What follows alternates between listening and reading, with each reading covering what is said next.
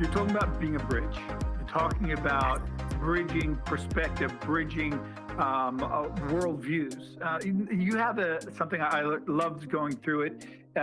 You have 5 different types of engaging in a bridge that you have with different personalities, where we are in our own maturity. And I want to talk about bridge types, because bridge type is something that you've graphed, you've spoken about in conferences, and you've blogged a lot about. So can I bring up each one and you kind of give me a definition? Yeah, let's do it.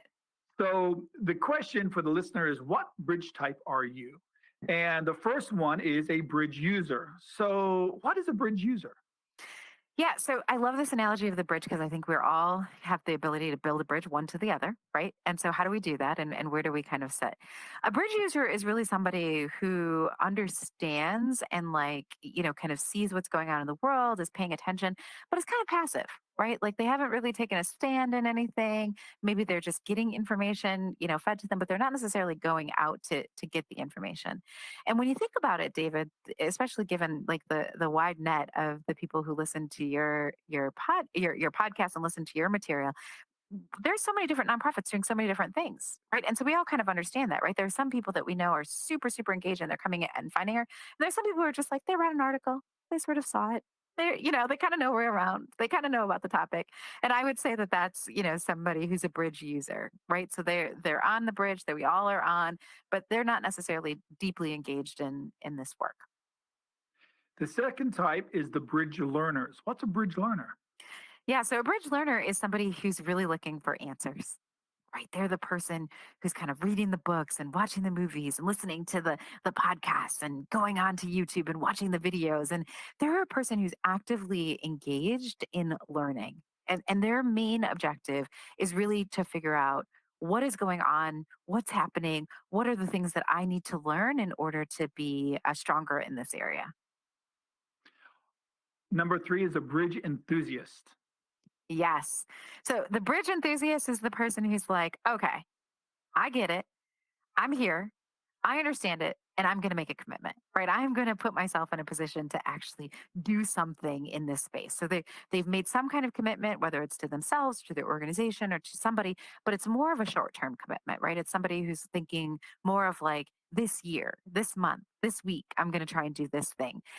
So they're enthusiastic about it. They've gone from just learning to really, I'm going to do something.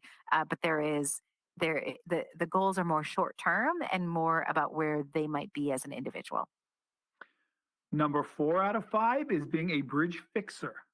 Yeah. So the fixer is somebody who's really looking at some of the long-term commitments, right? So they make the shift from, I'm going to do this thing for this week or this month or this year to really like, wait, what's the bigger picture here? And what are some things that I can do over time? And how am I trying to change not just my behaviors, but maybe even just my mindset, right? Like I'm really trying to look for that more transformational change in how I show up in the world.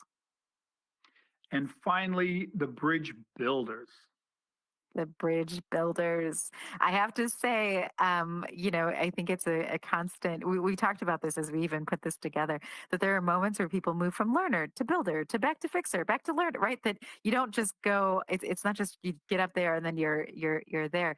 But my bridge builders, they are the people who wake up on a regular basis. They are committed in all of the different places where they have power to make sure that they're raising these conversations around inclusion. So they've gone past just learning. They're gone past the short-term commitment. They've gone past the long-term commitment. And what they're trying to do is elevate the conversation so that they can help other people build bridges too.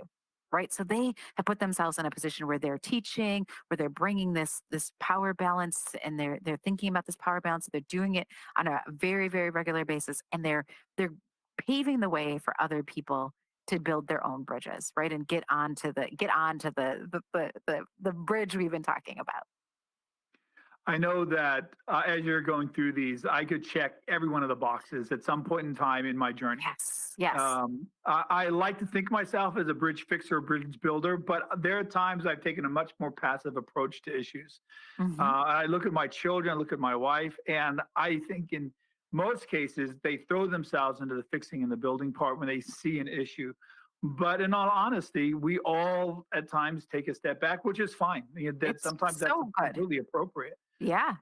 but we love taking tests here in the Higgins family. My wife likes doing enneagram tests and disc tests and personality tests and yeah, all of them, Stanford Achievement Tests. I mean, you find a test on it. She's like, all right, let's all do this one. And so this one is actually set up where you can actually look at it and test yourself. You can find it on your LinkedIn page as well as on your website, correct? Yeah, that's true. So if you're kind of curious, like, where am I right now in this moment? To David's point, like, you're constantly going to be moving. I'm constantly moving, right? Mhm. Between different places. And so it's not about staying still, but it is about being aware of where you are and what you have capacity for and where you're able to put your energy. But you can definitely go and check us out on LinkedIn or check us out on the online.